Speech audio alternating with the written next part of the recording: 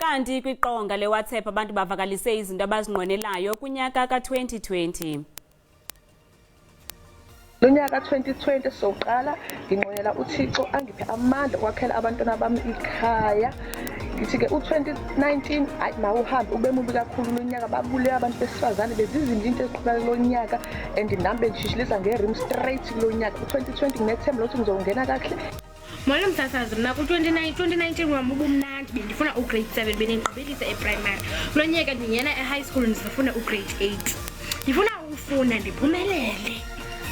Yebo, success. Nkosi msazi, mina ke ndisisi wakhe omdala. Ku-2019 ndenze kahle kakhulu. Ndiyaphangela ndafumana umsebenzi bekana ndiwufuna. Ku-2020 ndifuna ukukhulisa usana lwam, ndehle kweyithini, ndisave, ndicwangcise imali kakuhle.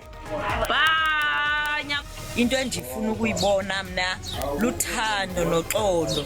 uThixo avule ingcango ezivalekileyo, kube kuthando nemvisiswano. Njengoba lezi insizwa zasekhaya zonke seyiganiwe emsasazi, nami kulonyaka benginesifiso impela ukuthi sokuthi ngifuna ukuganwa, kodwa ke ngokwamandla akuhlangananga.